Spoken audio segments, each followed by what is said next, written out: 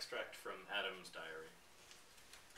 Perhaps I ought to remember that she is very young, a mere girl, and make allowances. She is all interest, eagerness, vivacity. The world is to her a charm, a wonder, a mystery, joy.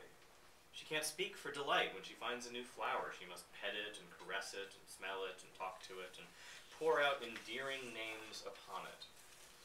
If she would quiet down and keep still a couple of minutes at a time, it would be a reposeful spectacle. In that case, I think I could enjoy looking at her. Indeed, I am sure I could, for I am coming to realize that she is a quite remarkably comely creature. Lithe, slender, trim, rounded, shapely, nimble, graceful. And once, when she was standing marble white and sun-drenched on a boulder, with her young head tilted back and her hand shading her eyes, watching the flight of a bird in the sky, I recognized that she was beautiful. Monday noon. If there is anything on the planet that she is not interested in, it is not in my list. There are animals that I am indifferent to, but it is not so with her. She has no discrimination. She takes to all of them. She thinks they are all treasures. Every new one is welcome. When the mighty brontosaurus came striding into camp, she regarded it as an acquisition. I considered it a calamity. That is a good sample of the lack of harmony that prevails in our views of things. She wanted to domesticate it. I wanted to make it a present of the homestead and move out. She thought we could start a dairy with it and wanted me to help milk it. But I wouldn't. It was too risky. The sex wasn't right, and we hadn't any letter anyway. Then she wanted to ride it and look at the scenery. Was she satisfied now? No, nothing ever satisfies her but demonstration. Untested theories are not in her line, and she won't have them.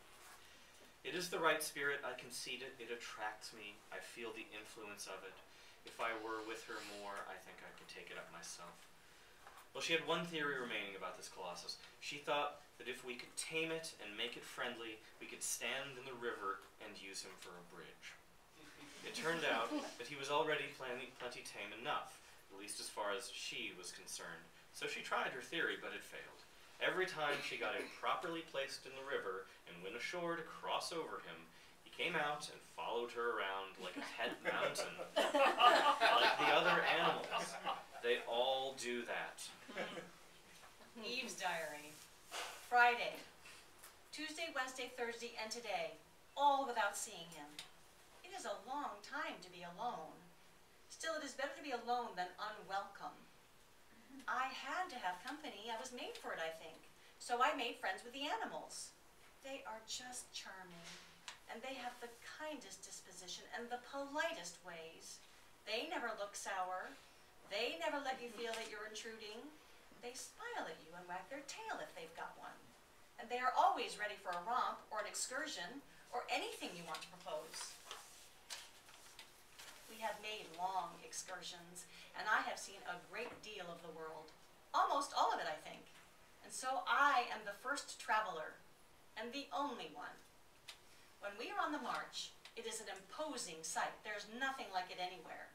For comfort, I ride a tiger or a leopard because it is soft and has a round back that fits me, and because they are such pretty animals. But for long distance or for scenery, I ride the elephant. He hoists me with his trunk, but I will get off myself. When we are ready to camp, he sits, and I slide down the back way. I have learned a number of things, and am educated now, but I wasn't at first. I was ignorant at first. At first it used to vex me because with all my watching, I was never smart enough to be around when the water was running uphill. But now I do not mind it. I have experimented and experimented. Until now I know it never does run uphill, except in the dark. I know it does in the dark because the pool never goes dry, which it would, of course, if the water didn't come back in the night. It is best to prove things by actual experiment. Then you know. Whereas if you depend on guessing and supposing and conjecturing, you never get educated. By watching, I know that the stars are not going to last. I have seen some of the best ones melt and run down the sky. Since one can melt, they can all melt. Since they can all melt, They can all melt the same night. That sorrow will come, I know it. I mean to sit up every night and look at them as long as I can keep awake, and I will impress those sparkling fields on my memory, so that by and by, when they are taken away, I can, by my fancy, restore those lovely myriads to the black sky and make them sparkle again, and double them by the blur of my tears.